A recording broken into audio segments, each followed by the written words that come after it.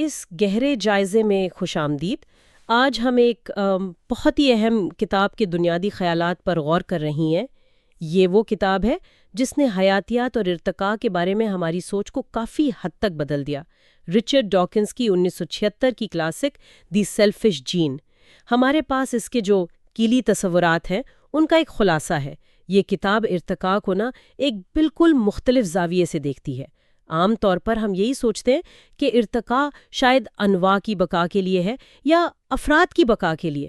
جی، یہی عام فہم ہے۔ ہاں، لیکن یہ خلاصہ جو ہمارے پاس ہے یہ ایک زیادہ آپ کہہ لیں بنیاد پرست خیال پیش کرتا ہے کہ اصل کھیل تو جینز کی سطح پر کھیلا جا رہا ہے۔ بالکل۔ تو آج ہمارے کھوج کا مرکز یہی سمجھنا ہے کہ یہ جین مرکوز نظریہ کیسے کام کرتا ہے اور یہ زندگی کو، ہمارے رویوں کو، تعاون کو اور یہاں تک کہ ثقافت کو سمجھنے کے لیے کیا معنی رکھتا ہے۔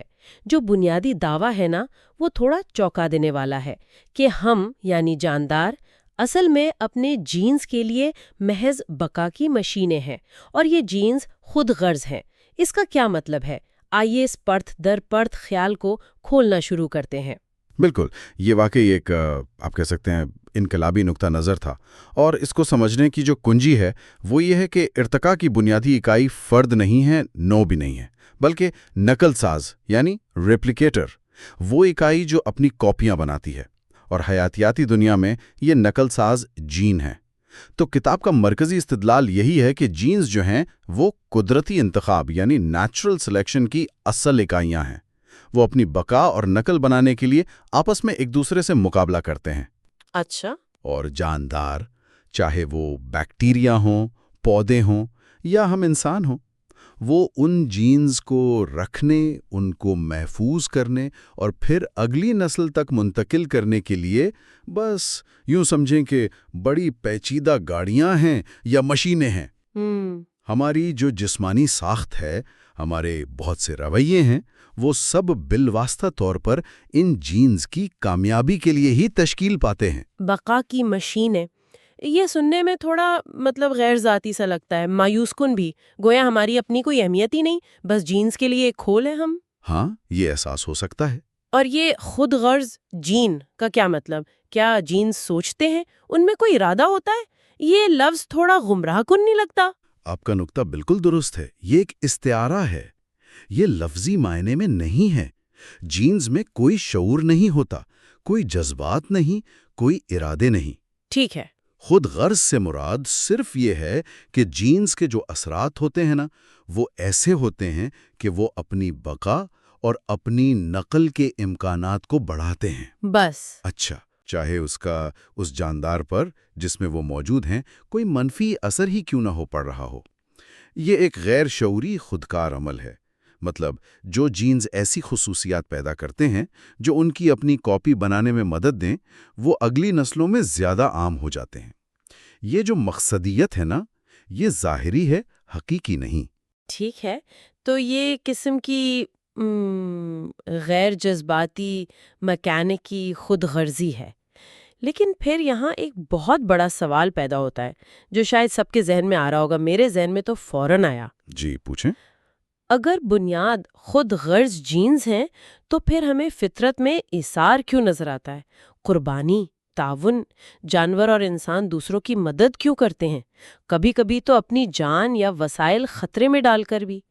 یہ تو خود غرضی کے بالکل الٹ بات لگتی ہے۔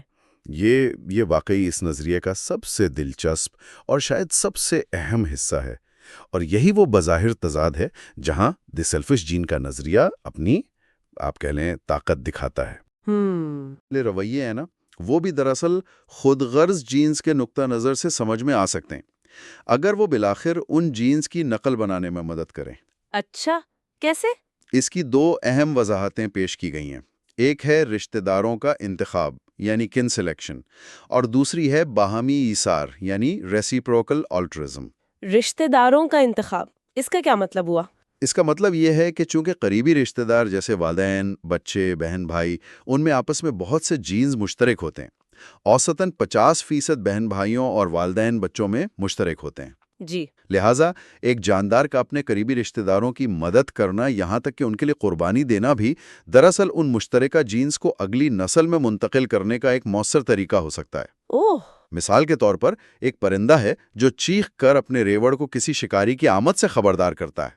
اب وہ خود کو خطرے میں ڈال رہا ہے، بالکل۔ لیکن اگر اس ریوڑ میں اس کے کئی قریبی رشتہ دار موجود ہیں، بہن بھائی بچے، تو اس کا یہ ایثار والا عمل ان مشترکہ جینز کی مجموعی بقا کے امکانات کو بڑھا سکتا ہے جو اس خبردار کرنے والے رویے کو فروغ دیتے ہیں۔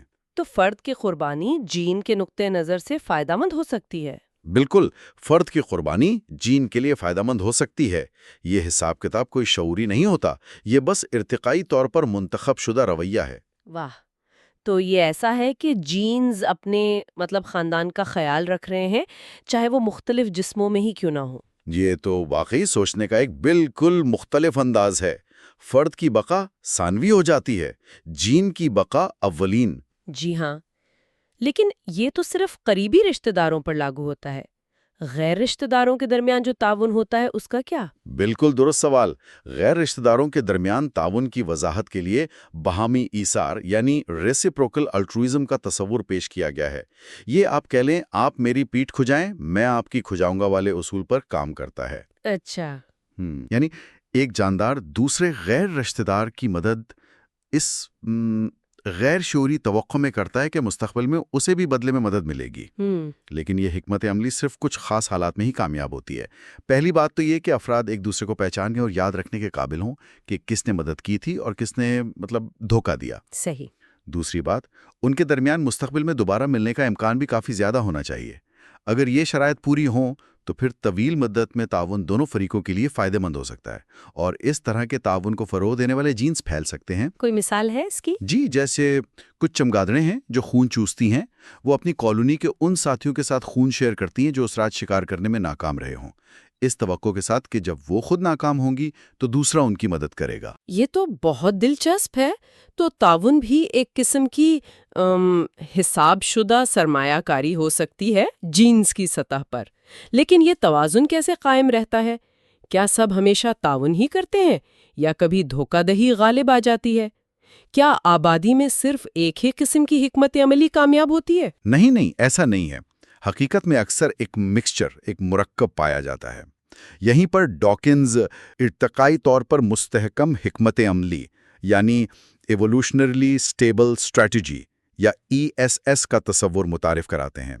یہ گیم تھیوری سے لیا گیا تصور ہے۔ اچھا، ESS؟ جی، ESS ایک ایسی حکمت عملی ہے یا رویے کا نمونہ ہے کہ اگر آبادی کی اکثریت اسے اپنا لے نا تو کوئی بھی متبادل اقلیت حکمت عملی اس پر حملہ کر کے غالب نہیں آ سکتی۔ یہ تھوڑا پیچیدہ لگ رہا ہے۔ اس کی ایک کلاسک مثال ہاک ڈو گیم سے دی جاتی ہے۔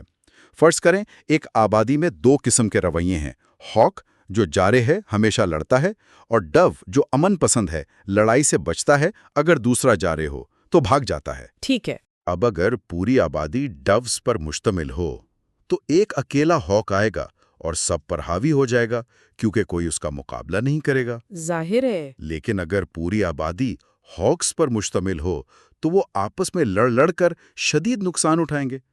تو ESS جو ہے وہ عام طور پر ایک مخلوط حکمت عملی ہوتی ہے، یعنی آبادی میں ہاکس اور ڈوز کا ایک خاص تناسب ہوتا ہے، جہاں نہ تو خالص ہاک حکمت عملی غالب آ سکتی ہے نہ خالص ڈو۔ اوہ، تو ESS کا مطلب ہے کہ فطرت میں رویوں کا ایک مستحکم توازن قائم ہو جاتا ہے جہاں مختلف حکمت عملیوں کا ایک مرکب موجود رہتا ہے۔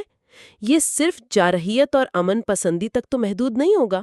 بالکل نہیں، یہ اصول تعاون، دھوکہ دہی، والدین کی دیکھ بھال اور بہت سے دوسرے سماجی رویوں پر لاگو ہوتا ہے۔ یہ وضاحت کرتا ہے کہ کیوں آبادیوں میں اکثر مختلف رویے ایک ساتھ پائے جاتے ہیں۔ یہ ایک متحرک توازن ہے جو اس بات کو یقینی بناتا ہے کہ کوئی ایک حکمت عملی پوری طرح غالب آ کر نظام کو غیر مستحکم نہ کر دے۔ اور یہ سب پھر وہی بات جینز کی سطح پر ہونے والے انتخاب کا نتیجہ ہے جو ایسے رویوں کو فروغ دیتا ہے جو طویل مدت میں مستحکم ہوں۔ یہ سب تو ہوئی حیاتیاتی ارتقاء کی بات، لیکن کتاب یا کم از کم یہ خلاصہ جو ہے یہ ایک اور کافی حیران کن سمت میں جاتا ہے۔ ثقافت کی طرف میمز کا تصور پیش کیا گیا ہے، یہ کیا بلا ہے؟ کیا یہ وہ ہیں جو آج کل انٹرنیٹ پر چلتے ہیں؟ ہلکی ہانسی، ہاں بھی اور نہ بھی۔ ڈاکنز نے میم کی یہ اصطلاح 1976 میں وضع کی تھی، ظاہر ہے انٹرنیٹ سے بہت پہلے۔ یہ لفظ انہوں نے یونانی لفظ میمی سے بنایا تھا، جس کا مطلب ہے نقل کی گئی چیز، اور یہ سننے میں جین سے ملتا جلتا ہے۔ اچھا۔ ان کا مقصد ثقافتی ترسیل کی اکائی یعنی یونٹ آف کلچرل ٹرانسمیشن، یا آپ کہہ لیں نقل کی اکائی یونٹ آف امیٹیشن کے لیے ایک نام دینا تھا۔ ثقافتی اکائی؟ جی، جیسے جینز حیاتیاتی معلومات یعنی ڈی این اے کی اکائیاں ہیں جو نقل کے ذریعے ایک نسل سے دوسری نسل تک منتقل ہوتی ہیں، ویسے ہی میمز ثقافتی معلومات کی اکائیاں ہیں۔ مثلاً خیالات، دھنیں، فیشن، عقائد، ٹیکنالوجی، کہانیاں، نعرے، کچھ بھی جو نقل کے ذریعے یعنی امیٹیشن، سیکھنے اور اشتراک کے ذریعے ایک دماغ سے دوسرے دماغ تک پھیلتا ہے۔ تو آپ یہ کہہ رہے ہیں کہ ثقافت کا ارتقا بھی حیاتیات کی طرح ہوتا ہے، لیکن جینز کے بجائے میمز کے ذریعے۔ یہ تو بہت بڑا دعویٰ ہے۔ بالکل، یہی ڈاکنز کا استدلال ہے۔ میمز بھی جینز کی طرح اپنی بقا اور پھیلاؤ کے لیے ایک طرح سے مقابلہ کرتے ہیں۔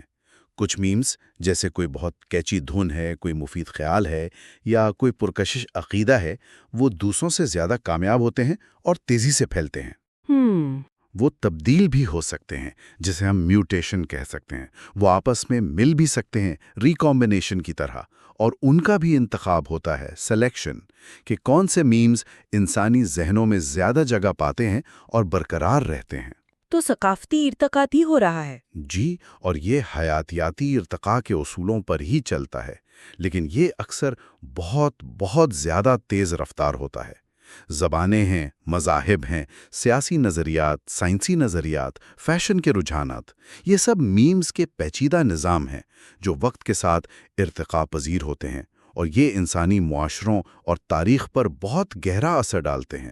اور آج کل کے انٹرنیٹ میمز؟ وہ بھی اسی وسیع تر تصور کی ایک خاص قسم ہے جو بہت تیزی سے پھیلتی ہے۔ یہ تو واقعی ذہن کو وسعت دینے والا خیال ہے کہ خیالات کی بھی اپنی ایک زندگی ہوتی ہے جو ہماری حیاتیاتی زندگی سے الگ اپنے اصولوں کے تحت چلتی ہے۔ تو اگر ہم اس سارے گہرے جائزے کا نچوڑ نکالیں، وہ کون سی اہم ترین نکات ہیں جو سننے والوں کو یاد رکھنے چاہیے؟ میرے خیال میں چند کلیدی باتیں ہیں جن پر غور کرنا بہت ضروری ہے۔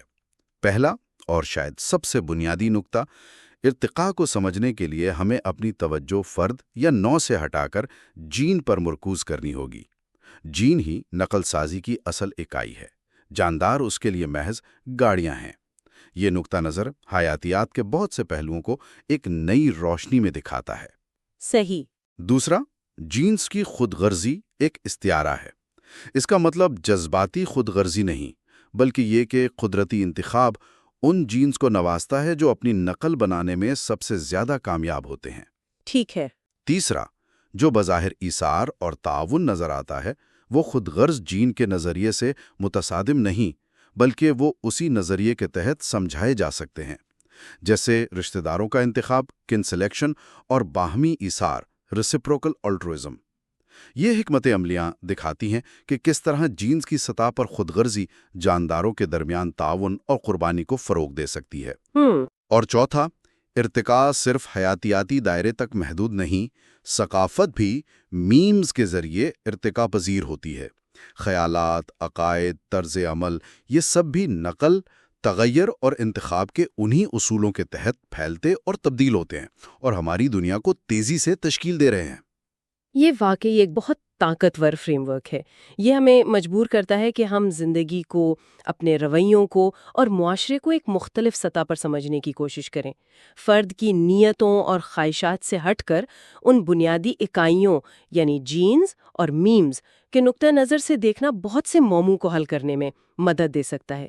یہ یقیناً بہت سے لوگوں کے لیے شاید غیر آرام دہ بھی ہو، کیونکہ یہ فرد کی مرکزیت کو چیلنج کرتا ہے۔ جی بالکل۔ آج ہم نے رچرڈ ڈاکنز کی کتاب دی سیلفش جین کے خلاصے میں پیش کردہ چند بنیادی اور اکثر چونکا دینے والے تصورات کا کافی تفصیلی جائزہ لیا۔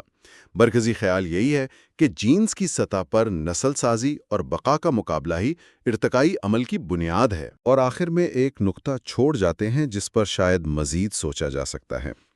ہم نے میمز اور ثقافتی ارتقاء کی بات کی۔ جی اگر میمز واقعی ثقافتی نقل ساز ہیں جو جینس کی طرح پھیلتے ہیں اور ارتقاء پذیر ہوتے ہیں، تو آج کا جو ڈیجیٹل دور ہے یہ اس عمل کو کیسے متاثر کر رہا ہے؟ انٹرنیٹ، سوشل میڈیا، معلومات کا یہ جو فوری پھیلاؤ ہے، اس نے میمز کے ارتقاء کی رفتار اور اس کی نوعیت کو کس طرح بدل دیا ہے؟ کیا ہم میمز کی جنگ کے ایک نئے دور میں داخل ہو چکے ہیں جس کے ہمارے معاشروں اور ہماری نفسیات پر گہرے اثرات مرتب ہو رہے ہیں یا ہو سکتے ہیں؟ یہ واقعی ایک اہم سوال ہے۔ جی، یہ ایک ایسا سوال ہے جو ڈاکنز کے پیش کردہ فریم ورک کو آج کی دنیا پر لاگو کرنے سے ابھرتا ہے۔ اس دلچسپ اور فکر انگیز گفتگو میں شامل ہونے کا بہت شکریہ۔ شکریہ۔